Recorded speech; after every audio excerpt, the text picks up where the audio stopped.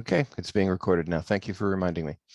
Okay, so we are adding a third party to the debtor-creditor relationship here. This is a contract. We have the two parties, the borrower and the lender, and we're going to add a third party. And we're going to add a third party for the purpose of solidifying the deal, trying to make the lender feel comfortable.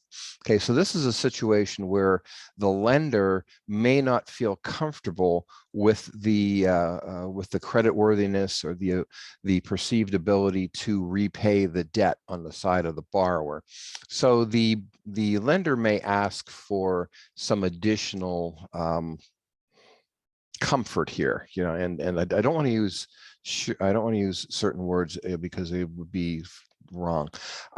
There's a surety. A surety is a pledge or a guarantee to pay the debt or the liability for the default of another. Okay, that's a suretyship. The surety is the person, the obligor of a suretyship, primarily liable for the debt or obligation of the principal debtor. A guarantee is an agreement or a promise to answer for a debt, an undertaking to pay the debt of another if the creditor first sues the debtor. Okay, so the surety and the guarantor, two different people, and they have two different, technically under the law, they have two different roles here.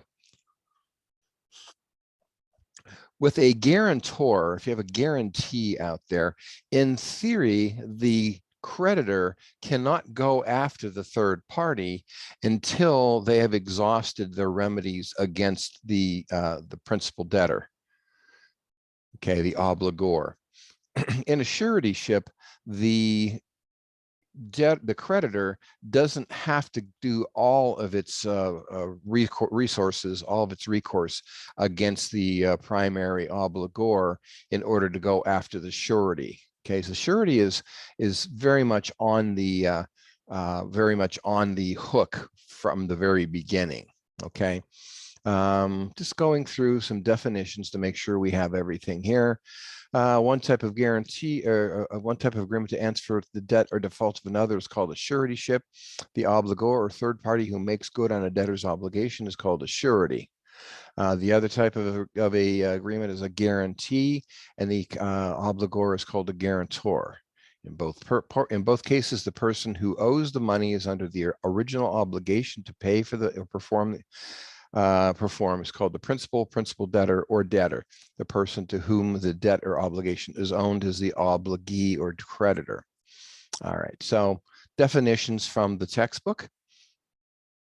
I'm going to tell you that although there is a technical difference between the surety and the guarantor, I'm not going to stand on that difference. Okay, I'm not going to test you on that. You won't find a question on the test saying, okay, give me the explain to me the difference between a surety and a guarantor. In the real world, they're pretty much used interchangeably. Most people don't know the difference between them, and I'm not going to hold you to that standard. Just understand, realize that out there in the real world, we do have these differences, and it could be something that becomes an issue at some point in the future. But the reality is it's very rarely going to be a big deal. Okay, what do I have next? I have indemnity as the next thing on the outline here.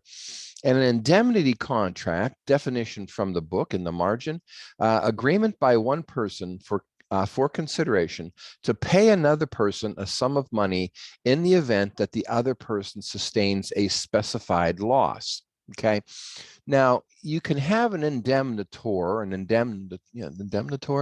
on a debtor-creditor relationship. Okay, it's very similar to the surety, very similar to the guarantor, but the indemnity contract goes a little bit further than that. We use this word a lot in the legal profession. So, for example, if I was getting into a contract, let's say even a lease to to lease you a piece of real estate. So we get into a lease contract. You're supposed to pay me $500 a month, but in addition to that, we have other requirements of the contract. You have to keep the place in good shape. You have to pay the taxes. You have to keep insurance on the property. You only use it for the purposes for which we agreed that you were going to use it for. So those are the other terms that are in the lease. One of the things that can happen is I can ask you to indemnify me for any loss that occurs for certain types of activities. Usually I'm going to have you insurance or something like that to protect the property. But in the event that the insurance doesn't pay, I'm going to hold you responsible. So you are going to indemnify me for any damages that occur. Okay, in the insurance world, we end up with a situation where there are a lot of types of insurance that are really indemnity contracts, and we'll talk about these when we go through the chapter on insurance. But for example, the insurance companies don't pay you for a loss until you have that loss. Okay, so health insurance. In the old days, we used to have what was called Blue Cross Blue Shield indemnity insurance. Wasn't like we have now. Now we have the preferred provider organizations. We have the health maintenance organizations, and the insurance business is a little bit different. In the old days, it was if you got sick, you went to the doctor. If you got injured, you went to the doctor, possibly to the hospital. If you incurred a medical bill, your insurance company would indemnify you against loss, meaning once you could prove that you had the loss, that you had a responsibility, a liability to pay somebody some money, the insurance company would indemnify you, meaning they would step in and pay the bill according to the terms of the contract. So if you had to have a $200 deductible and the bill that you had was $250, they would not pay the first 200, but the indemnity requirement would cause them to pay the next 50. Now, they're generally not paying a third party. They're generally paying you because you are the one who has to incur the loss first, and then the insurance company. An indemnity contract generally is a reimbursement. Let's see. The book says, surety and guarantee differ from indemnity. An indemnity contract is an undertaking by one person for consideration to pay another person a sum of money in the event that the other person sustains a specified loss. For example, fire insurance, blah, blah, blah. Okay, so you can look at a debtor-creditor relationship, and you can get into an indemnity contract with a third party over this this debtor-creditor relationship. For example, there are types of mortgage insurance that you can have where if you are unable to pay the mortgage payments on your house, then the creditor can look to this indemnitor to pay the debt. Okay, obviously the bank is going to end up taking your house. They're going to sell your house. They may end up with a loss at the end of this transaction. So if there was an indemnitor, if there was somebody that had an indemnity contract with the creditor, then they would step in and pick up make up any of the losses. So these are ways that you get third parties involved in a debtor-creditor relationship. All right, creation of the relationship, obviously it's based in contract. We had talked about that. The one thing that I do want to talk about is that think about when we were talking about contracts, okay? And we had said that certain types of contracts were required to be in writing. If you remember that, that was the statute of frauds, okay? Just because of the fact that certain types of contracts are very susceptible to people trying to cheat or lie on them. Certain types of contracts, either because of that or because of the importance, real estate, that they had to be in writing. if you remember back to one of the requirements for a contract to be in writing, it was to have one person be responsible for the debts of another. Okay, that's really what we're talking about right here. These suretyships, guarantees, and indemnities, they are having a third party be responsible for the debts of another. Okay, you have the debtor, you have the creditor, and you have this third party. That third party is saying, I will be responsible to pay for that debt in the event that the original debtor can't pay it. That fits squarely into that definition under the statute of frauds. So here you have it. These types of contracts must be in writing. All right. Moving right along. All right, in the outline, I say the next thing that we want to talk about is exoneration and then subrogation. So let's do that. Let's talk about exoneration. The definition in the book: agreement or provision in an agreement that one party shall not be held liable for loss, the right of the surety to demand that those primarily liable pay the claim for which the surety is secondarily liable. Okay, so we just went through a chapter when we were talking about negotiable instruments, where we were talking about who was primarily liable on an instrument, who was secondarily liable on an instrument. Now, the underlying debt here, if it's a promissory note, is a negotiable instrument. So all of those rules as far as primary liability and secondary liability will apply here, okay? So primary liability is going to be with the primary or original debtor, the person who originally borrowed the money. If we have a surety or if we have a guarantor on here, they're going to be secondarily liable. The creditor is supposed to look at the original creditor, debtor, to pay the debt.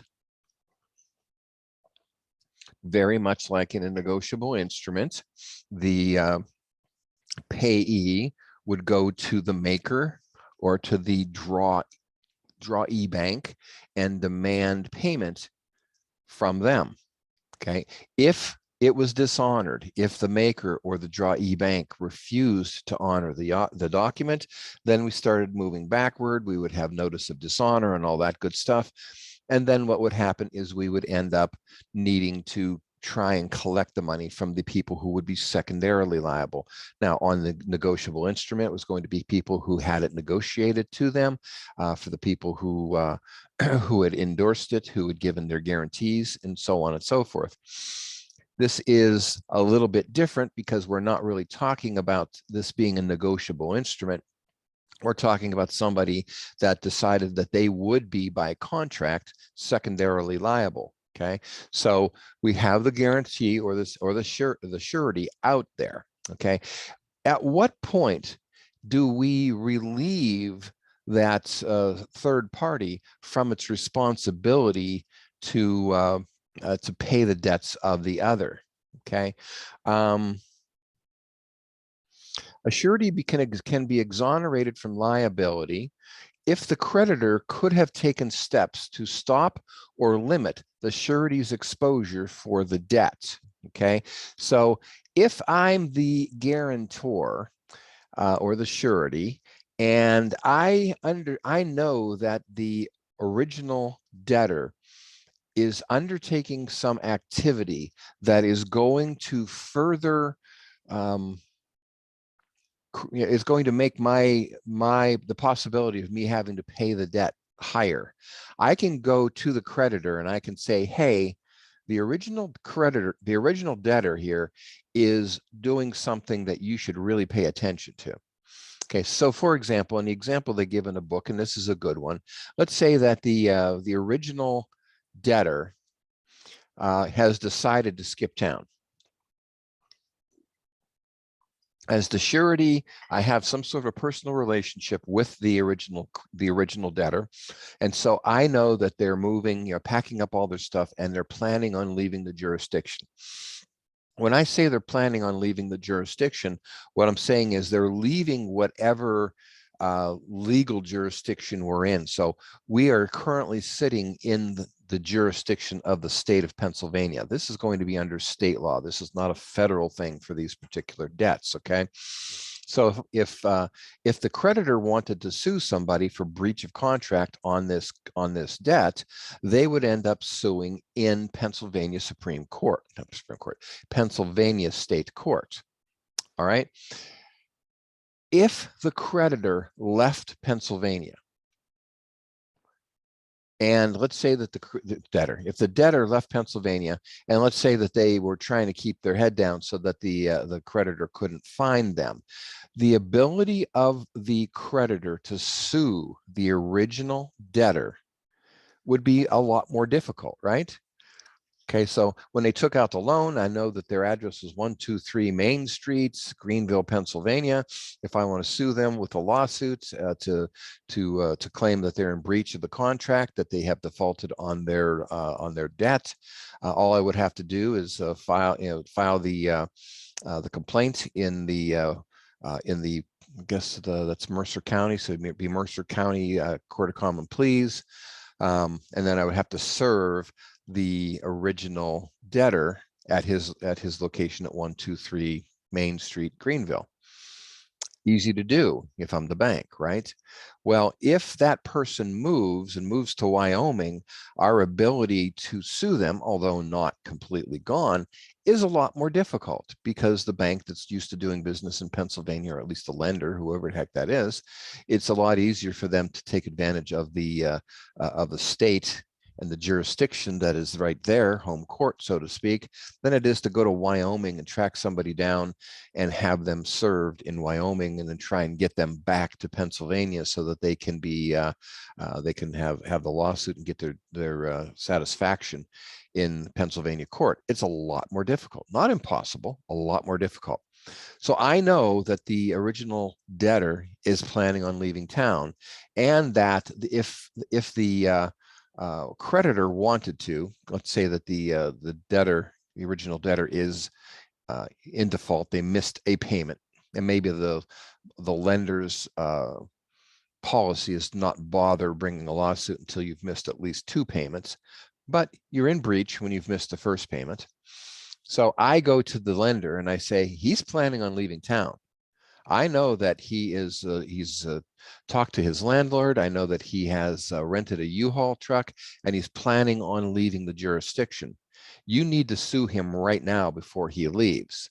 And the bank doesn't do that. Okay. The bank failed to take steps which would limit or reduce my exposure as the surety.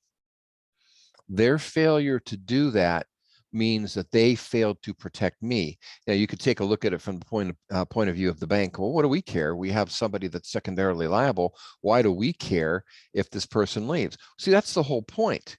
You know, if they have a second person that they can look to, they may not bother really trying to preserve their rights against the primarily liable debtor. So this law is, or this rule is in there in order to protect the secondarily liable, the surety, if the bank decides they're just not going to work hard at it. Okay, so I would be exonerated for the suretyship if they failed to protect their interests against the original debtor. Subrogation is the next thing on the list. Subrogation is the right of a party secondarily liable to stand in the place of the creditor after making payments to the creditor, and to enforce the creditor's right against the party primarily liable in order to obtain indemnity from such primary party. Okay, subrogation. You have to look at it from this point of view, and that's not a bad definition. What happens is you want to stand in the shoes of the other party. That's what subrogation is. Okay, so let's say that I am a surety on a $1,000 loan. You know, party A borrows the money from the bank, but they ask him to have somebody co-sign, be a surety, basically. And I agree to do that because it's a friend of mine. He needs the money to start a business, and I have full confidence that he's going to pay the debt. Well, he doesn't. and he defaults. He doesn't have any money, claims he doesn't have any money. The bank has taken collection steps against him. They, excuse me, they've done everything that they're required to do. They come to me and they say, I know you've got the money, cough it up. And I do. I pay the $1,000 to the bank, okay, which is their right. Now, am I completely and forever have I lost my money? No, the answer is I haven't lost my money because I have the right of subrogation. Because of the fact that I was required to pay by the bank as the surety, that now puts me into the shoes of the bank, which means if the bank had the right to continue collection actions against the debtor, I now have those rights. Okay, so if I pay the $1,000 as the surety, then I have the right to continue the collection actions against the primary debtor. Okay, that's subrogation. Basically, you automatically acquire the rights of the party that you paid. Okay. All right. Da, da, da, da. All right, just making sure what the outline says.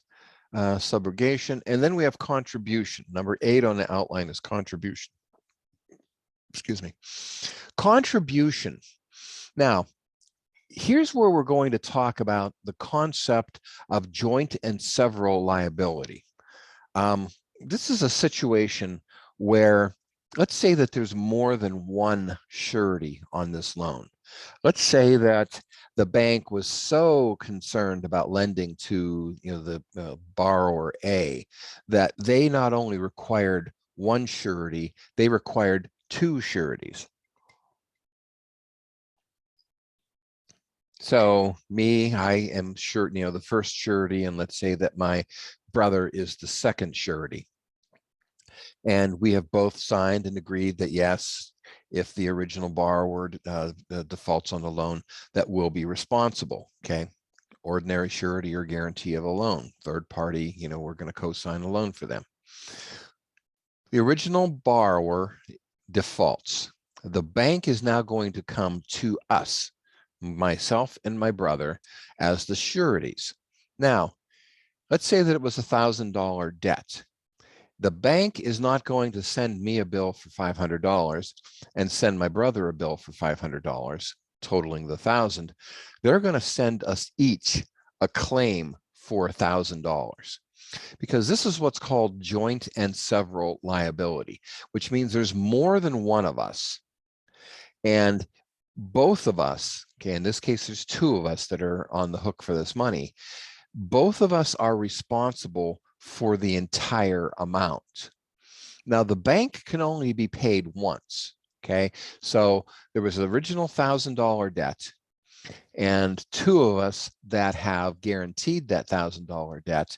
The bank can only be paid back their $1,000, even though they have a claim against me for $1,000 and a claim against my brother for $1,000. I know that's 1,000 plus 1,000 equals 2,000, but the bank is only allowed to collect $1,000. So if my brother and I get together and we each send the bank $500, the bank is satisfied and we'll have done what we were supposed to. Each of us was supposed to take on half of the debt. But the bank doesn't care. The bank isn't going to limit its claim against either of us for that $500. The bank wants its full $1,000 and it doesn't care where it gets it from. So under the concept of joint and several liability, both of us are responsible for the entire amount of the debt. Okay, so I am responsible for $1,000. My brother is responsible for $1,000, but the bank's claim ends when they get their $1,000. So let's say I pay the bank $1,000. The bank's claim is extinguished. Okay, so now they can't collect against my brother because their claim has been satisfied. But that's not fair with me paying the entire debt, because we had, by both of us agreeing to be sureties on the loan, we had basically agreed to be responsible for half of the debt each. So now what that means is that what has arisen with me paying more than my share of the suretyship, I now have what's called the right of contribution. Contribution definition: right of a co-obligor who has paid more than a proportionate share to demand that other obligors pay their pro rata share. Okay, so I paid my 1,000. I really was only responsible for 500. I now have the right of contribution against my brother, the other co-guarantor, for his proportionate share. So my maximum share should have been 500. His share should have been 500. I paid 1,000. Under the rules of contribution, he owes me his proportionate share, or $500. Okay. And you can do the math. If there were 3 of us, it would be $333.33 each. If I paid the full 1,000, then I would have the right of contribution of 33, 33, 30, whatever, against each of the other 2 co-sureties. Okay, that's the right of contribution. All right, what's next on the outline?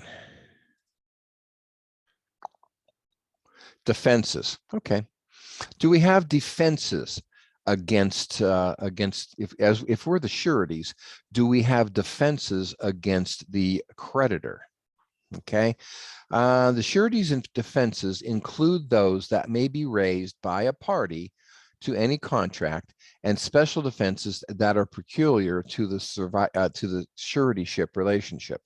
So ordinary contract defenses. Oh, wait a minute. We've heard that language once before. Ordinary contract defenses. When we were talking about negotiable securities, ordinary contract defenses were considered to be limited defenses, which meant that they were not available against a holder in due course. Remember that? That was just a couple classes ago. We're not talking about a holder in due course here. See, in order for this to have a holder in due course issue, we would have to have had this negotiated somewhere. This contract was never negotiated. The extra parties, the sureties here, they were original to the contract. See, when the loan was originally made, the lender said, you know what, we have a problem with the creditworthiness of the borrower. So in order for us to get into this contract at the very beginning, we need extra people. So the suretyship was created in the original issuance of that. It's going to be a promissory note. We know that, of the promissory note, which is a negotiable instrument. However, the sureties are not holders in due course. And since the sureties are not holders in due course, the sureties are have the ordinary contract defenses are available. The bank is not a holder in due course either. Okay, so any of the ordinary contract defenses. Okay, the original borrower borrows the money to buy a car. Borrow $1,000. It's not a very good car. It's a very old used car, that type of thing. And there is fraud involved in the transaction. So the original borrower is refusing to pay the debt because of the defense that he has of fraud. Well, the borrower can't just come after us sureties and demand that we pay, because we have the same defense that the original borrower does. Okay, so if the original borrower has the defense of fraud, or or failure of consideration, or whatever the things are, we have those same defenses as a surety. So as a result, we would have those defenses available. Concealment is another one that's out there that is particularly interesting for the surety, and generally it's something more specific to the surety relationship than the contract relationship. Because of the risk of the principal's debtor's default is known to the surety, it is unfair for a creditor to conceal from the surety facts that are material to the surety's risk. So if the creditor, if the bank knows specifically that there is a specific threat, a reason why they are concerned that the borrower isn't creditworthy enough to take the credit on their own, and they conceal that from me as the surety, then I have that as a defense. Well, wait a minute, you knew this this extraordinary piece of information, yet you decided to hide it from me. No, we're not going to be responsible. Okay. Other things to keep in mind when we're talking about suretyship defenses as we move forward in the chapter here. What about the insolvency or bankruptcy of the principal debtor? See, we're going to talk about bankruptcy in a class or two here. If the original debtor goes bankrupt, does that relieve us from our responsibility as the surety? All right. The answer there is no. That is really the specific reason why the creditor was requiring a surety. You know, okay, yeah, under bankruptcy law, the original debtor is going to be absolved of that debt because of the way that bankruptcy works. But that doesn't mean the debt is discharged. It just means that the creditor is no longer allowed to try and enforce the debt against that bankrupt borrower. However, that was one of the reasons why the creditor wanted the suretyship. Hey, this person is not creditworthy. Look, they went bankrupt. We were right. You have to pay. Okay. So the bankruptcy of the original borrower is not a good defense.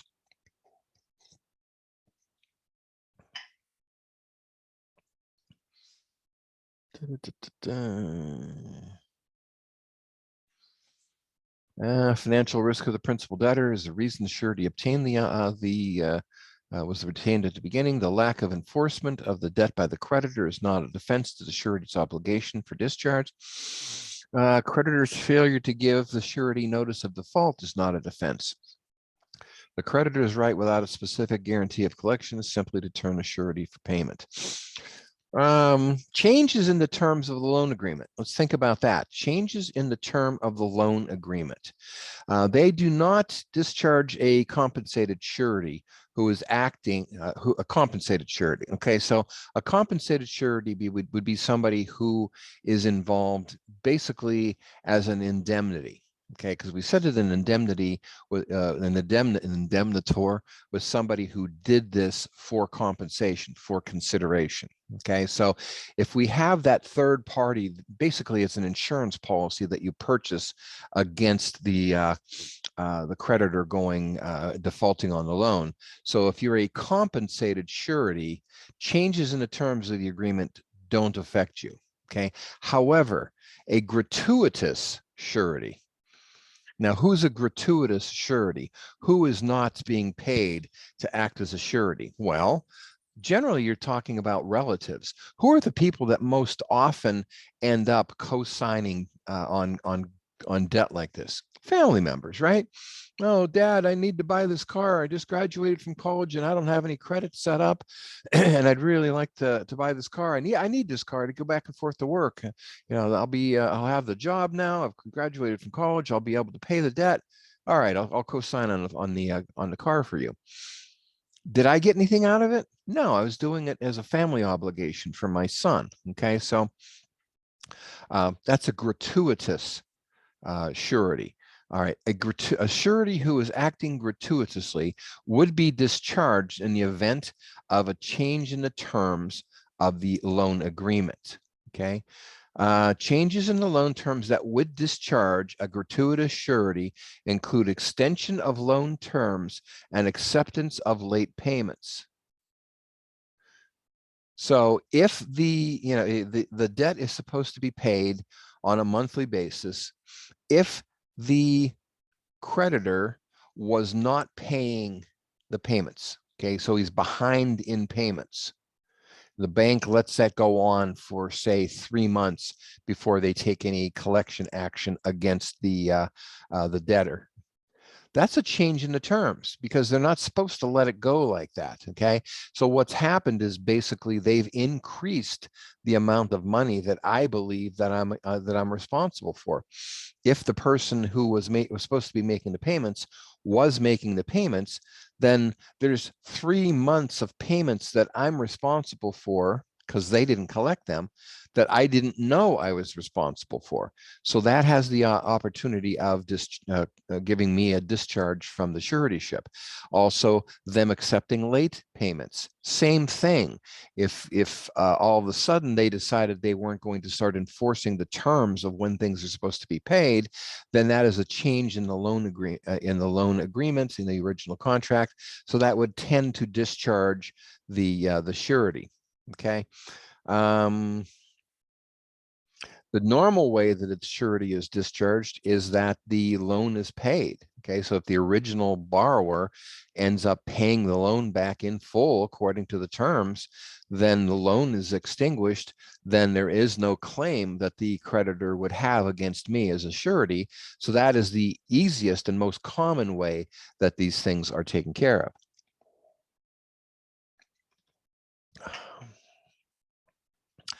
A surety is also discharged to the extent of the value of collateral that a creditor releases back to the debtor.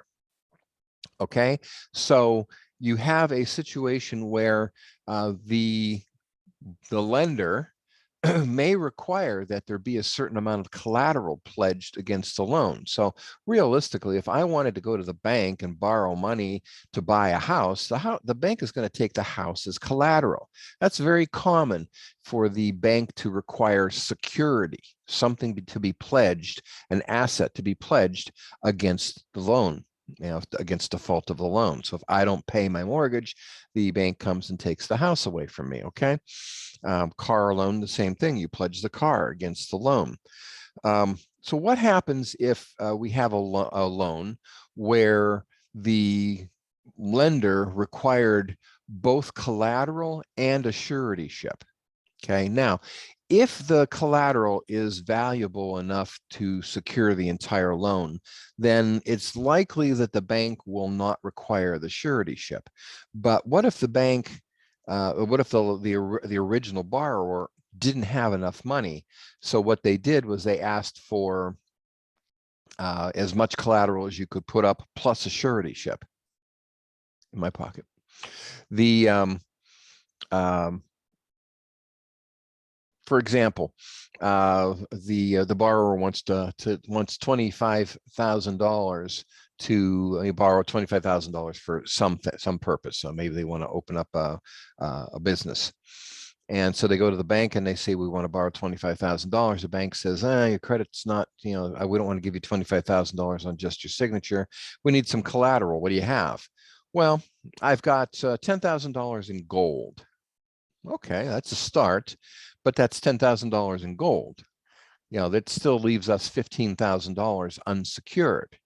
Well, I'm good for it. Just lend me the money. Now, what about getting us a surety? Is there anybody out there that could sign with you? Well, yeah, there's my father. He could sign. Okay, well, let's get him in here. Let him sign for you also. Okay, so I get involved as a surety. It's a $25,000 loan. There's $10,000 worth of collateral that in this instance, and we'll find out, I think in the next chapter or two, how you do a security interest on personal property, the gold would have to actually be surrendered to the bank for the bank to hold as the security for the loan. So the bank is holding the $10,000 in gold, plus they have me on the hook for the remaining $15,000. What would happen if the borrower goes to the bank and says, hey, you know what? I've been making these payments for a while now. I think I'm pretty good about it. Can you give me back my gold? I have other purposes for it. And the bank says, yeah, sure, no problem. After all, we got the surety over here, right? So they give the $10,000 in gold back to the original borrower, and then the borrower defaults. Now, as the surety, I only think that I'm on the hook for $15,000 because the bank's got $10,000 worth of gold. No, the bank doesn't have that money anymore. That gold is gone. And now the bank is saying I owe the full $25,000. No. I had only agreed to be responsible for 15. The fact that the bank decided to give back that 10 is the bank's problem, not mine. So I would be exonerated as to that $10,000 in collateral that the bank had decided to give away.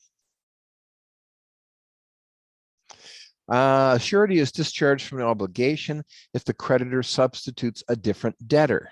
Okay, so my son goes and borrows the money so that he can open up a business. I agree to be the co-signer on the loan.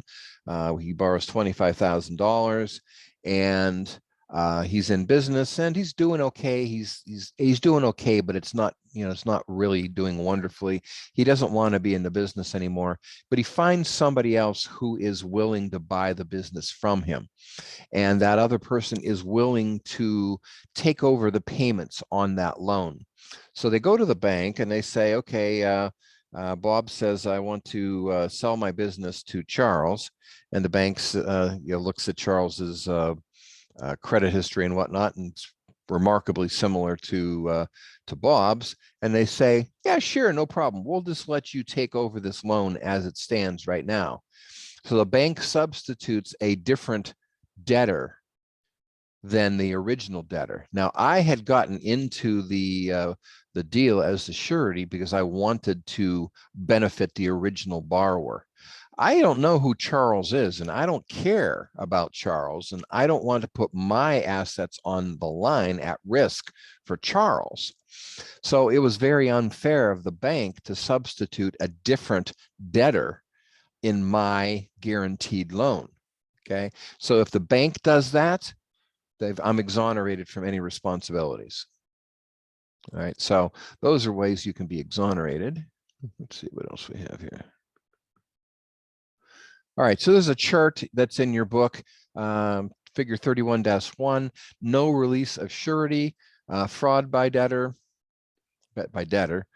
misrepresentation by debtor, changes in loan terms, release of principal debtor, bankruptcy of principal debtor, insolvency of principal debtor, death of principal debtor, incapacity of principal debtor, lack of enforcement by creditor, creditor's failure to give advice, notice of default, and failure of creditor to resort to collateral. All right. Then the next chart, I believe, is situations that would create the release of the surety. Proper performance by debtor, releases, surrenders, or destruction of collateral to the extent of the value of the collateral, substitution of debtor, fraud, misrepresentation by creditor, refusal by creditor to accept payments from debtor, change in loan terms, uncompensated surety only, the statute of frauds, and the statute of limitations. Those would all be reasons that I would be able to get out of my suretyship guarantee. All right. Let's move on to a letter of credit now. Now, we've talked about a letter of credit a number of times over the course of the last semester and this semester. A letter of credit is basically a financing tool that allows somebody to have confidence that the financial part of the deal is going to happen. Remember, I have Gamalchak widgets. I make the world's best widgets. And I have a customer that approaches me from Brazil that wants to buy widgets from me, wants to buy $100,000 worth of widgets from me. I don't know them. I don't know that company. I don't know anything about Brazil. I have no way of being sure that that bill will ever be paid. And $100,000 is an awful lot of money to gamble on, hey, maybe they're good.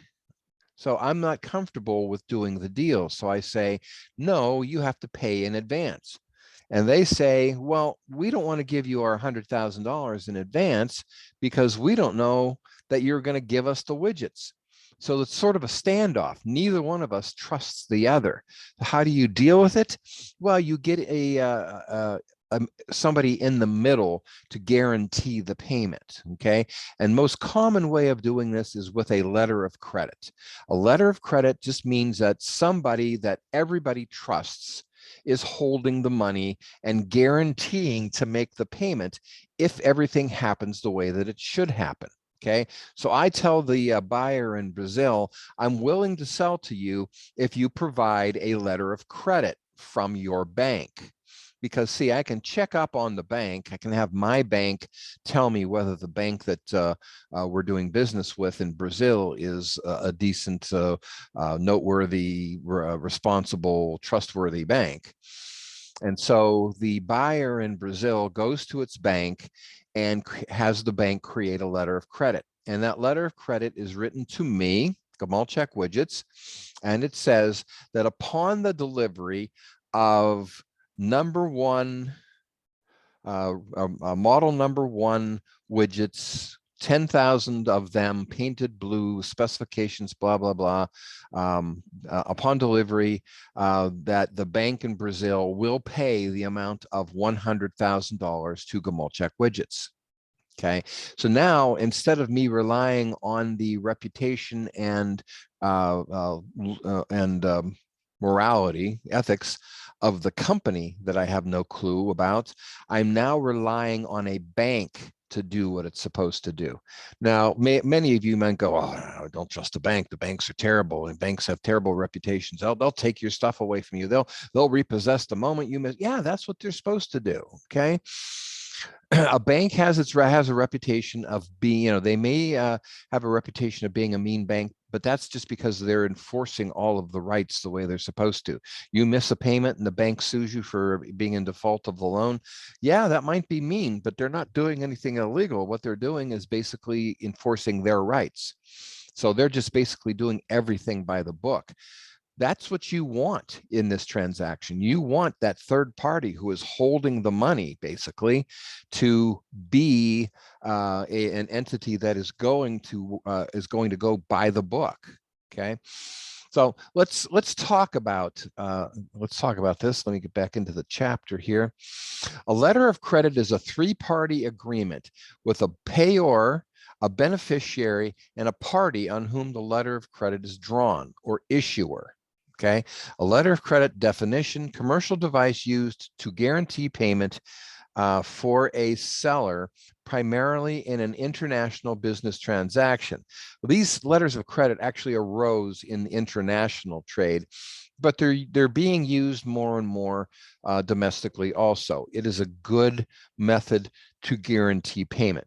The issuer, the party who issues the document, such as a letter of credit or a document of title, such as a warehouse receipt. The issuer is whoever creates the document. In a letter of credit, it's going to be the person it's going to be the entity that guarantees payment. 99% of the time, it's going to be a bank. Okay, it's going to be some sort of financial institution. I guess it could be your broker even. Standby letter, a letter of credit for contractors. Yeah, I'm not going to worry about that. All right, so.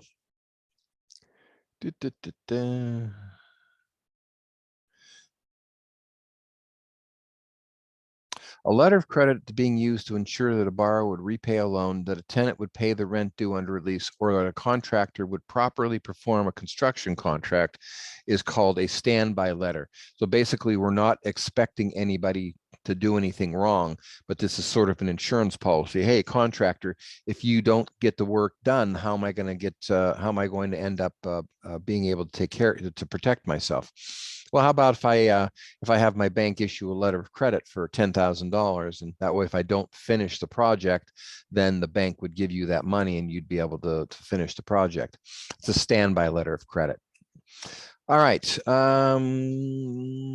Few formal requirements for a letter of credit, although banks would oftentimes use standardized forms. Banks do love standardized forms, so you're going to see that. All right. The issuer is almost always a bank. 99.9% of the time, the issuer is going to be a bank. There are three contracts that are actually involved in the use of a letter of credit. One, the contract between the issuer and the customer of the issuer. Okay, that's the contract between the bank and its customer. So if the company in Brazil if I require the company in Brazil, the buyer in Brazil, to get a letter of credit from its bank, there's a contract between the issuer, their bank, and the customer in Brazil. So there's a contract between the bank and its customer, which is going to be to repay any obligation that's created under the letter of credit. The second one is the letter of credit itself. So that's a contract between the bank, the issuer, and me, the beneficiary of the letter of credit. Okay, so in the event that I actually do deliver the widgets, the bank is required to pay me the $100,000. The third contract is the underlying agreement, often a contract of sale. So that would be the contract between me and the buyer. I'll give you 10,000 widgets if you give me $100,000. Okay, so there are three contracts involved: the original underlying contract for the sale of the goods, the contract between the issuer and the customer of the issuer, the bank and its customer, and the third contract is the letter of credit itself, which is between the bank and me, the beneficiary of the letter of credit. Okay, and there's a chart in the book if you want to look at that. This is set up in the form of a triangle. Now, if I was not comfortable with the bank that was being used, I wouldn't accept this deal. I'd say, no, my bank says that the third bank of Juan coming out of Brazil is basically a very sketchy bank, and I don't have any desire to deal with them. So let's say that the customer finds the First National Bank of Brazil, which is the, like their version of Bank of America. Oh yeah, they're a good bank. I'm willing to do that. But beyond that, the independence of the issuer of the letter of credit is what makes this a useful tool in business. See, if the bank was going to be able to be influenced by its customer, then the letter of credit is of no use to us. Look at it according to these terms.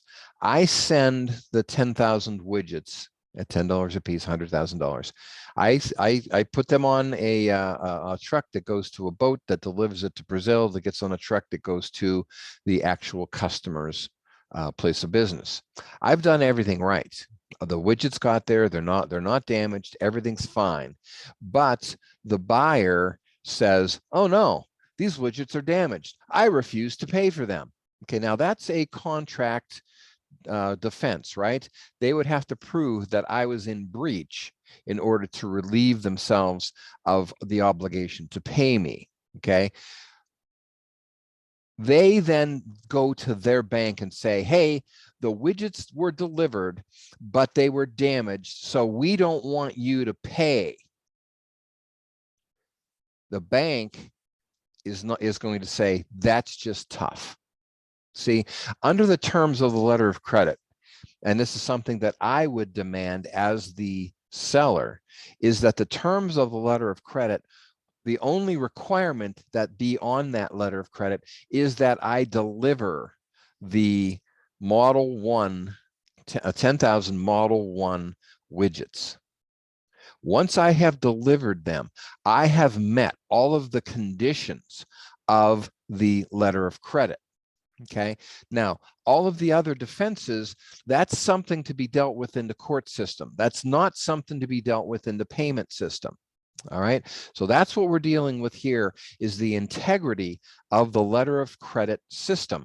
Because see, if the customer of the issuer, if the customer of the bank had the ability to tell the bank, don't pay, or you're going to lose us as a customer, if the bank would buckle to that pressure from its customer, then all of the integrity, all of the confidence in taking a letter of credit would be destroyed, and it would be useless as a vehicle to guarantee payment.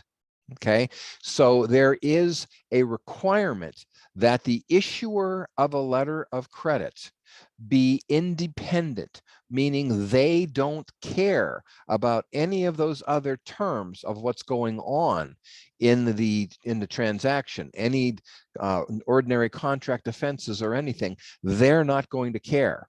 All they care about is what's on the letter of credit. And if the letter of credit says all I have to do is deliver 10,000 number one blue widgets, and I do that, the bank is under an obligation to honor its requirement, which is to make the $100,000 payment. Okay. In the book, under a letter of credit, when goods are delivered, must honor that obligation, even if the buyer has complaints about the goods. It is the terms of the letter of credit that control the payment, not the relationship, contract, or problems of the beneficiary or issuer of the letter of credit. The key to the commercial viability of the function of a letter of credit is that the issuing bank's promise is independent of the underlying contract, and the bank should not resort to them in interpreting the letter of credit. Known as the independence rules, banks cannot escape, cannot, except in limited circumstances, delve into the underlying contract issues. The focus of the bank is only on the terms of the letter of credit. Okay, so if the bank does not follow those rules, then the value of the letter of credit is diminished. Why do banks do letters of credit? Most of the time it's because their customer wants them to. And secondly, they get a fee for doing so. Basically, they're at no risk. They've got the money from their customer because they're not going to issue the letter of credit unless they have the customer's money. And it's a contract that they get paid. They get paid to write a contract, so, oh, it's going to be $500 for this letter of credit. Okay, so what's our liability as the bank? Well, zero. We're going to get the $100,000 out of their account before we write the letter of credit. They're going to pay us $500 to write this letter and then pay the money. Well, that's a good deal. So they like doing them.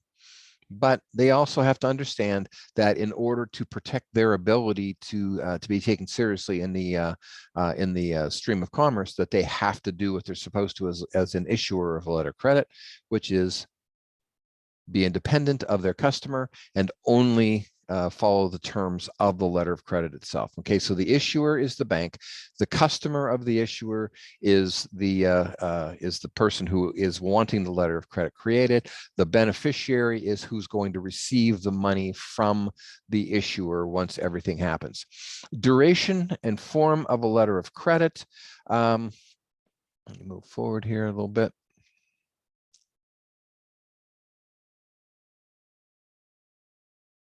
Internet's a little slow today.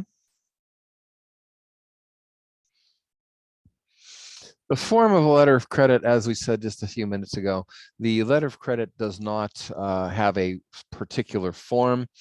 It just has to have basic information on it. Boy.